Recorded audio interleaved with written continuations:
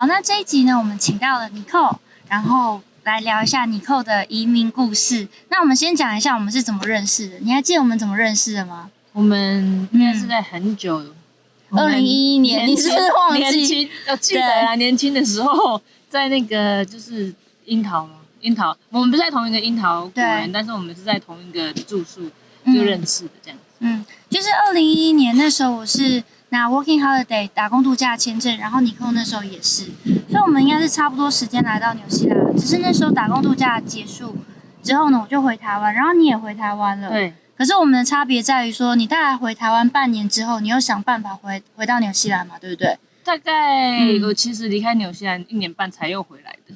哦。那你那时候为什么决定就是已经打工度假结束，回到台湾，后来又决定要再回来纽西兰的关键是什么？关键是因为那时候算是家人吧，他觉得说想要我就希望我可以就是出国试看念书什么的，然后他愿意帮我提供学费，然后我就是看能不能做一些不一样的事情。然后因为虽然说这件事情他们跟我讲已经大概1-2年以前的事情，那时候的1-2年前，所以我想说那我干脆趁这次，就是那时候我已经快30岁了嘛，然后我就想说那趁要过30岁这个年纪的时候赶快试看，所以呢我就在那时候疯狂的准备雅思，然后找一些学校资料，然后就考虑澳洲、纽西兰、加拿大，反正就这3个移民国家嘛。然后后来你那时候是读什么专业？那时候就读厨师啊。对，就是 cookery。对。那你为什么那时候是选厨师专业？因为我那时候只是觉得厨师最好移民，所以我是选最好移民，然后我自己也有兴趣的东西这样子。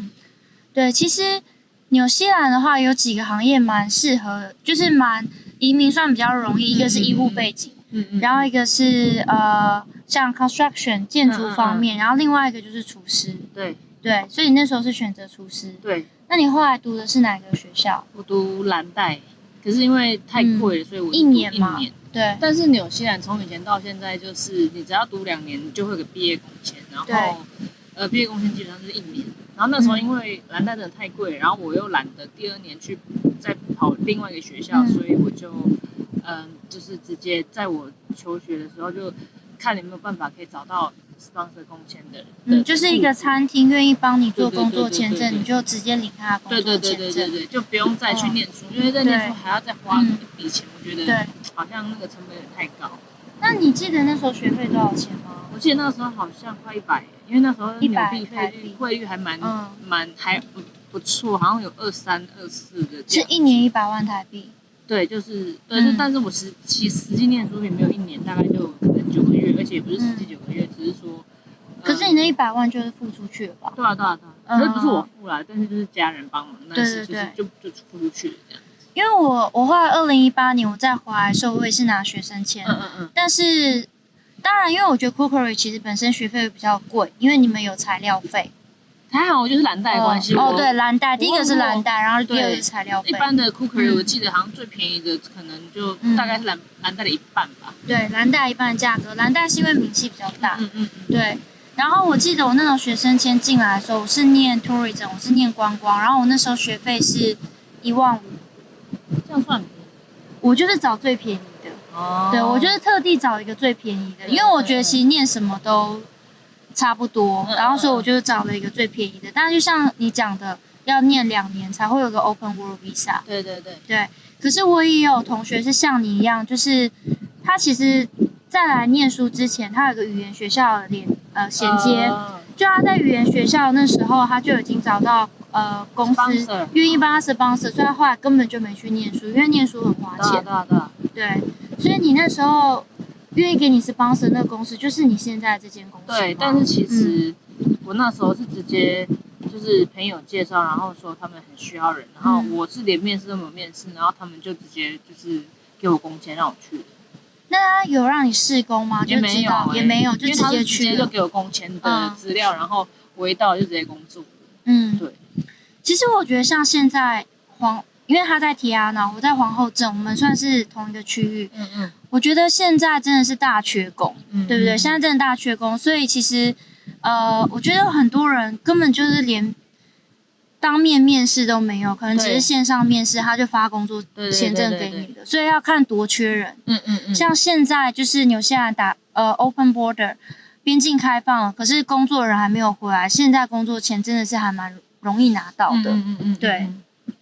好，那后来你就是拿到了你的 work visa， 那从 work visa 到你申请移民成功这段路，你花了多久？然后是怎么拿到的？应该我拿工签第一次拿了1年，因为他们觉得我的可能经验不够，然后加上可能觉得反正就经验不够吧，他们只肯给我一个 cook， 就是那个 cook 跟 chef 不一样。你说移民局只愿意给你1年，那 cook， 然后 cook 就只能给1年，因为他的那个等级还不到，说我可以给你3年。然后 anyway， 好，过了1年之后，我就再申请一次，他这次给我 chef， 然后再给我3年。然后因为纽西兰那时候是 EOI，就是要累积分数的嘛，所以那时候我就算了一下我念书有加分，念书的时间跟工作的时间等等，然后加起来全部的就是有超过160分，我就询问了一下中介的意见，然后他就觉得说我可以投，那我就投。好，那我就投了。投了之后，其实那是在我工签拿了大概可能才拿1年多之后，我就觉得分数可以申请，我就开始申请。然后所以这中间申请但就是等了，但是我觉得我还蛮快的，因为我从申请丢资料到考雅思，先考雅思再丢资料的，我中间大概半年内我就弄好了，就达到居民，所以我觉得算快的。那我们先讲一下，因为移民局的政策，它其实等于是每2-3个月就会在变。那他刚才讲 EOI 就是算是一个累积分数的系统。那之前那时候是160，不过今年它已经即将，我们现在讲话这当下，它要变成180了。那时候160的时候，它有哪些加分范围？例如，第一个是离开奥克兰就加30分，对，离开奥克兰就加30分，然后雅思要考到几分？6.5。对 ，overall 就是总分要6.5。然后你的 partner 的话，如果你有要带一个人进来的话，他的话就是5分。就是你自己本人要6.5，然后你的 partner 本身要5分，对。然后你离开奥克兰的话，加30分，然后再加上你读书有加分是几分？我忘记，好像10分20分吧，因为我没有念很久。对，然后再加上有工作经验。有加1点，然后还有短缺，你的职业性质是不是在短缺清单上？如果是，好像又可以再另外加。对，就是厨师，如果是在那个 shortlisting， 在那个职缺清单的话，还会再加分。对，然后还有什么东西可以再加分？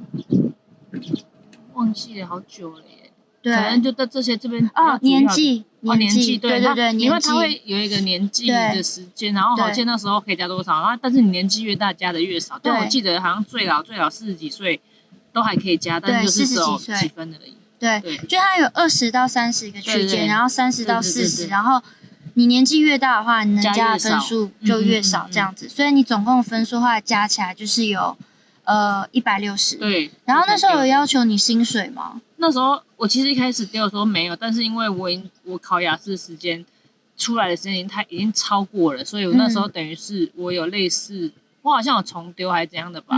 然后因为我的那个旧政策是不用雅思不用薪资，不用雅思不用薪资。对，但我那时候之后好像是不用薪资而已。对，不用薪资。薪资我那时候还可以。Anyway， 后来我要投的时候，就变成说要薪资，所以变成说我就，然后加上我雅思也刚好过期了，所以就再重考一次，然后有到赶快丢，但也来不及，所以用新的。可是那时候就是要雅思要薪资。那时候薪资你记得他要？我记得那时候好像是23块半吧。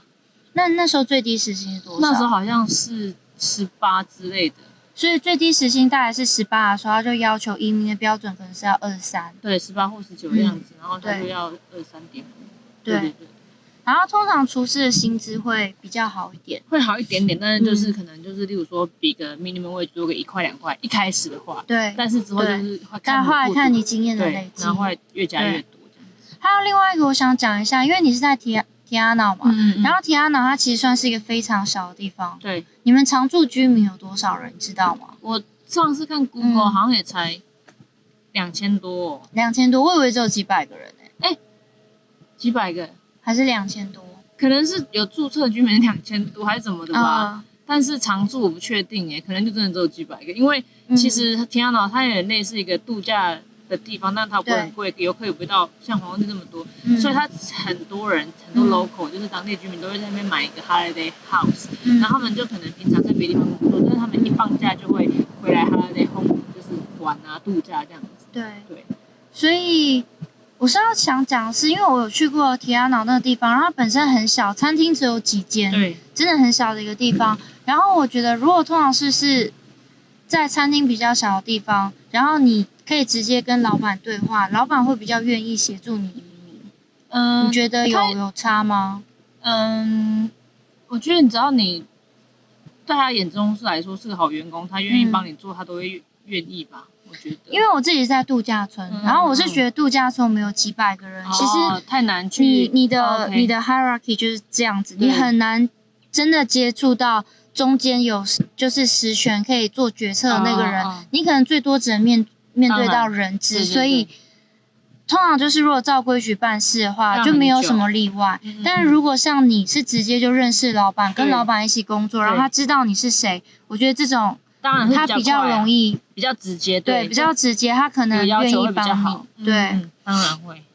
对，而且我还记得那时候我2018年，因为我们之前2011年认识嘛，我2018年再回来的时候，我遇到你，然后你是什么时候拿到身份的？也是2018拿到身份的吧，2018的3月拿到 PR。对，我记得你那时候就差不多瑞士的 visa，就是差不多他那时候拿到，然后我那时候就有问他，我就说那这几年这移民的过程，因为你那时候是算2012回来纽西兰嘛，2014，然后2018拿到身份，所以这中间这4年，我记得那时候问你说在这边移民很辛苦吧，然后你那时候就跟我讲说，可是我觉得在台湾也很辛苦。真的，我这样讲。对啊，你就说我觉得在台湾没有比较容易啊。反正就是，我觉得都不容易，我觉得在那边生活都不容易啊。就是不管哪里都不容易，就是换一个地方努力而已。对，换一个地方努力而已。对，只是对。那你觉得移民的这个过程中，最辛苦、最困难的地方是哪里？成为移民，就是你要融入当地吧。然后你的语言能力啊。你的语言能力。对啊，不然你如果你语言能力不好的话，有的人可能觉得无所谓，他例如说他好奥克兰，他可能跟一堆讲中文的人华人很多，然后华人社区，对，但我觉得在那边就是可能英文要好一点，然后跟当地人就是你知道就是交流什么的，不然你在那边真的会待久会不想待，然后重点是你可能要一个 partner 就是陪你，要不然我觉得有时候一个人自己一个在那边真的还蛮困难，除非你有一个就是你有办法去找其他的好玩的东西去做，要不然我觉得如果在台湾习惯台湾生活的人来这边，可能没多久你就会腻了。但纽西兰就是很适合那种很喜欢自己去登山、自己去玩户外活动，对，就很适合。但如果你们没有很喜欢这些东西的话，可能就比较偏向就是例如说住大都市啊，住市区生活啊。因为纽西兰最多人最大的都市应该就奥克兰，可是说真的，奥克兰再怎么多就300万人，所以它也不会，就是它的活动啊，或者它的设施啊，它的什么东西也没有办法跟台北，没有办法跟台北啊、高雄啊这些地方比，对啊。那你觉得你现在，你觉得你真的有融入了吗？算是有吧。就是只是我看取决于在我还要想不想再更深入他们的生活，例如说多参加一点当地的活动啊什么。但是我觉得我现在工作因为太累了，我觉得我已经平常就已经工作完回到家就只是想要睡觉，然后只想要休息，我完全不想出去，我连健身房都懒得去，所以可能对，然后以后看有没有机会。对，因为我们刚刚其实有聊他的工作，因为厨师嘛，然后其实大家都知道餐饮业的工时很长，然后你刚刚他跟我讲说他的工作时间是4点到4点。没有，是有时候，对，有时候，对，但昨天就是差不多是这样子，没有，昨天4点到6点，哦，4点到6点，14个小时，14个小时，但是基本上餐饮业，就是比较工时比较长啦，然后比较累，然后比较体力啦。那是因为最近有些人大缺人，对，大缺人，所以才会造成这种结果，要不然之前是还好，也是很忙，但是就是现在又更厉害。所以你现在回首你当年做的决定，你会很庆幸你有做这个决定吗？就是移民来纽西兰。因为我现在已经变居民有一段时间，所以我会觉得，应该就会觉得自己多的身份好像也蛮不错的。可是也不确定，如果现在还在台湾，是不是也会蛮好的？就是因为毕竟没有这样子过嘛，所以你也不知道。但我也不会说，如果今天一样留在台湾的话，我就觉得不好，因为我觉得去哪边生活哪里都好，就是你要用你自己喜欢的方式去生活。就像我在纽西兰那么久了，你觉得我这样好吗？我觉得也有好，因为觉得就是生活方式就是虽然说工作很累，但是我喜欢就是大自然啊，然后就是很多地方都。可是你现在累到没时间亲近大自然，对，然后加上一个就是有一个点就是你要跟台湾离得很远，跟家人朋友离得很远，就是难免还是觉得。可是你现在在这里越久，你已经在这里建立了另外一个新的朋友圈了。没有很大，对，没有很大，这朋友圈小小的，所以我才会尽量在就是背包客圈里面，就是就是我就会想要去背包客圈里面，就是分享资讯，然后给他们一些就是来的一些 tips， 就是对之类的，然后但是背包客毕竟来也最多1年3个月，对，最多1年，他们也不会一直在这边，在你这镇，所以你的朋友就是来去，因为他们都是背包客，对，要不然你说有当地人的话。我觉得很难融入当地，他们也是有家庭有小孩。我问你一个问题哦，你会不会觉得你在台湾的朋友跟你在纽西兰的朋友，我所谓的朋友可能是这边的 Kiwi 朋友，对，你会不会觉得那感情的深厚的程度有差别？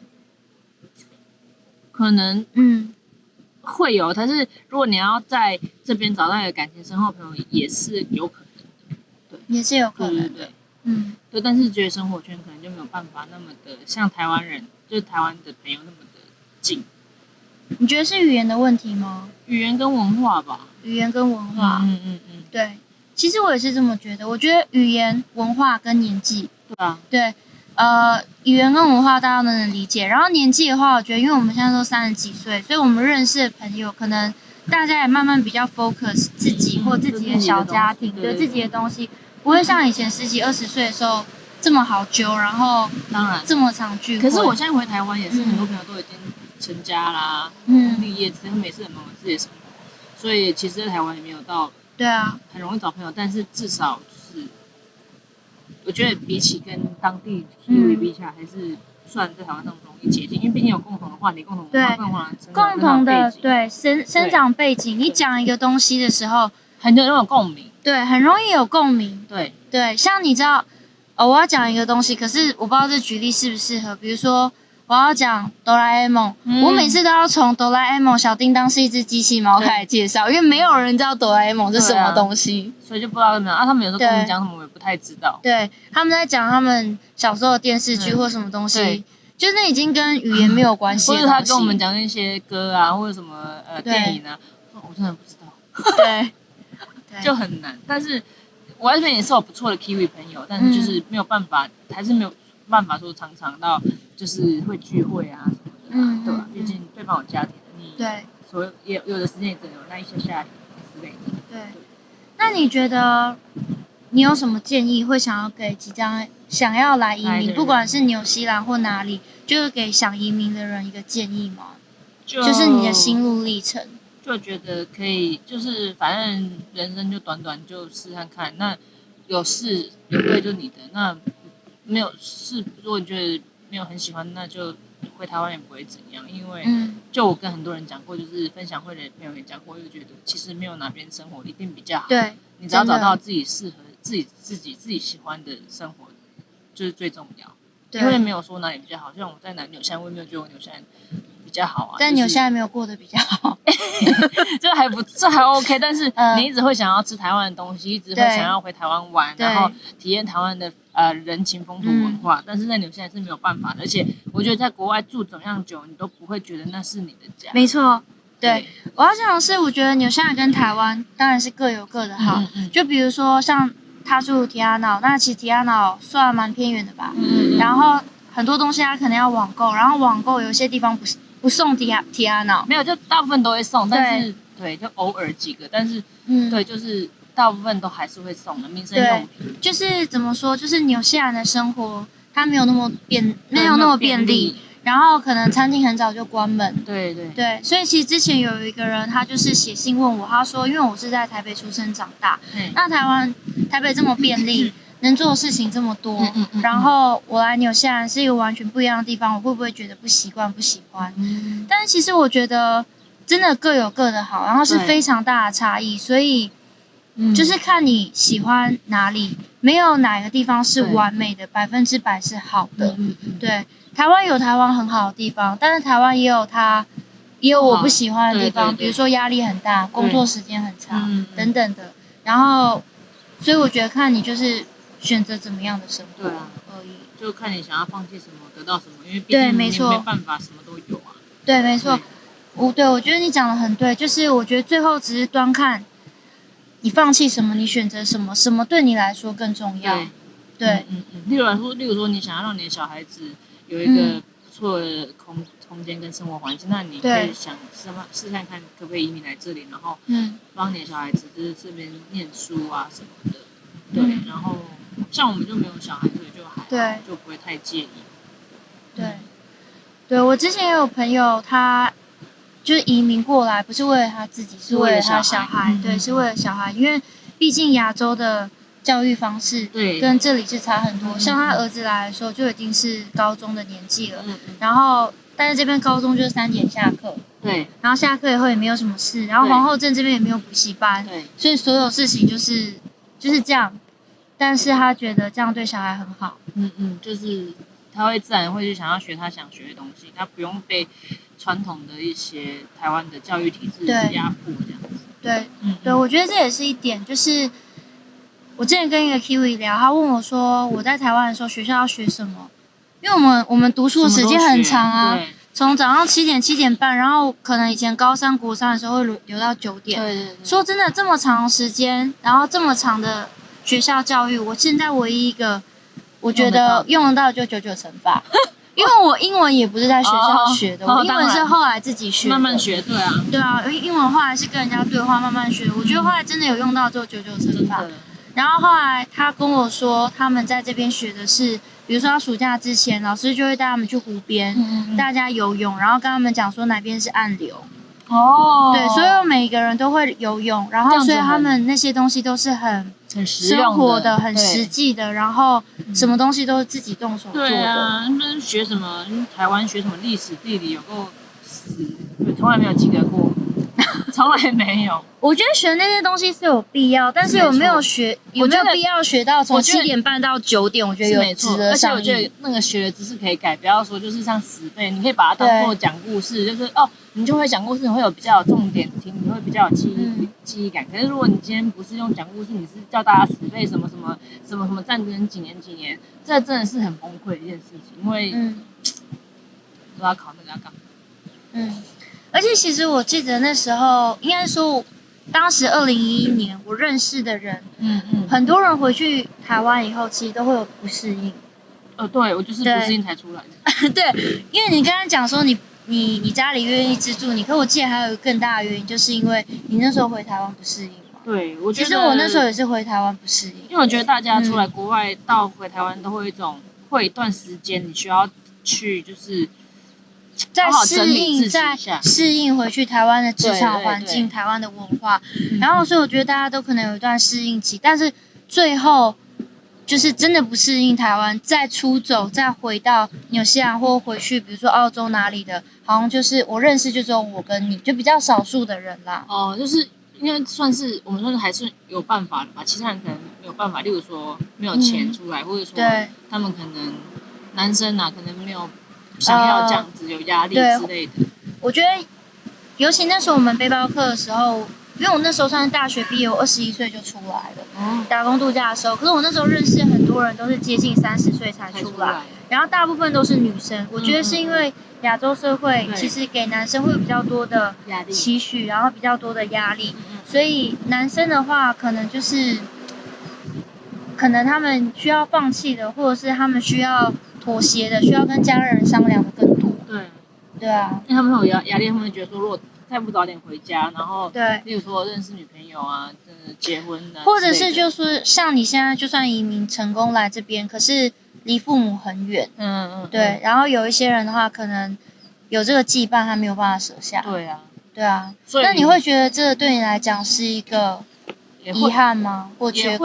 会有一个吧，因为可是我觉得，既然我也拿到居民，或是 anyway 永居，或者是公民，不管什么，只要我可以有身份可以跑来跑去，我就比较不用担心说我以后要在哪里，就是只是可能要存多一点钱，让自己没有办法跑来跑去，就是努力赚钱，然后每一年回台湾，或是说以后甚至有机会可以回台湾个几年之类的。对，其实因为我这次也是回台湾嘛，然后我刚从台湾就是再回来纽西兰没多久，我真的觉得台湾是一个很适合度假但不适合工作的地方。对啊，我觉得如果在台湾可以不用工作的话，我会想要长居台湾然后我这次回台湾，我反而更确立我想待在纽西兰，你知道为什么吗？为什么？因为我觉得我现在这个年纪就34岁左右，没有结婚，不是对，回职场还有另外一个34岁没有结婚。一直被问什么时候要结婚，什么时候要生小孩。在纽西兰很适合逃离这个问题。在纽西兰根本就没有人会问我这个问题，而且他们根本就不 care，因为这是 not my business。你自己的自由干嘛去管？对，就是人家完全连聊天都不会问到你这个问题。可是我回到台湾的时候，就是当然朋友很久没见，就一直在问相同的问题。然后我就觉得，如果以我这个年纪没有结婚，在台湾的话，大家应该会继续问到我停经那一天，就是会一直问。所以我就觉得说，如果能够选择的话，怎么讲？我觉得在台湾大家都有一个设定好的道路，就是30岁结婚、生子、买房、买车等等的。那我的人生已经很明显偏离这个轨道了。那如果在纽西兰的话，怎么讲？每个人都可以很独立，因为每个人跟人之间，我觉得可以距离比较远。然后有些人会定义是舒服，有些人可能定义会觉得是孤独，看你自己怎么想。可是台湾的话，我觉得人跟人之间的距离比较近，你可以说它是热情，你也可以说它是负担，看你怎么想。可对我而言，有时候就是，如果以我这个年纪的话，就是你一旦一直被问相同的问题，对，那这个年纪有没有对象，有没有结婚，要不要生小孩，其实有时候你问这个人，这也不是他能决定的能决定或者能掌握的啊。当然，对啊，所以我就觉得。就是台湾还蛮适合度假的可是这个年纪要长居，就是所有人都往这个方向走，你一个人逆流的话 ，OK， 但是你需要很大的，怎么讲？就是你一个人逆风啦，就是你要有这个心理准备。可是我觉得不管怎样，只要你家人不 care，你没差。对，主要是我家人都不介意的话，我就真的没差。我爸是他以前问我什么时候结婚，我这次回去我爸已经挑过结婚，他问我你什么时候要生，他直接不问，对，他就觉得结婚可能无所谓，所以随便跟谁生都可以，他是想抱孙子。他问我说什么时候要生，我就说不知道，不一定。他说可是你不能等了，我说那就不要。然后我们这个话题就结束，因为我说好，那就不要。我说生不了就不要。他是很想要，真的想要一个孙子来抱抱。没有，不是他怕我一个人。会寂寞，我老了会寂寞。对啊，他们都觉得老了会寂寞，可是我觉得你怎么知道有小孩？对啊，觉得有小孩就不会寂寞，说明小孩长大也就走，就是离开你很远啊，跑去别的地方。我跟你讲说，小孩先早死。对，没有啦，就是对，会觉得你可能不想要，就是会怕觉得你就是，但我觉得你负责好自己就好，因为国外就是这样子啊，他们也不管小孩怎样，他们会在他要提供金钱的时候，或是求学期间就。帮他们提供好，但是他们一样过了18岁后，就是让他们自己做自己事情，自生自灭。对，他们也不会，就是很少，我有听过还是会给钱的，但是几乎他们过了18岁，他们就会自己住外面，然后开始自己自力更生，然后自己去外面找赚钱的方法养自己，甚至有的还要自己付学贷，就是就 K 这么 K，对，不像台湾人，就有人知道，就是可能到了好几岁了，然后还住在。跟父母住在一起了，对，就是很常态，但是可能有的甚至还会跟父母拿钱。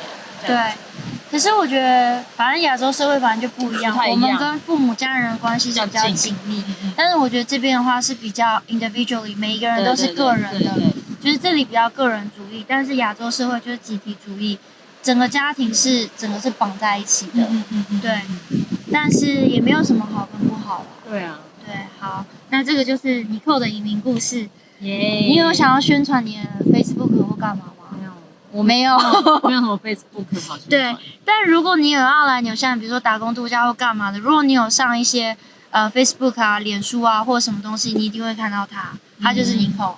好，那今天就先这样啦，下礼拜一见，拜拜拜。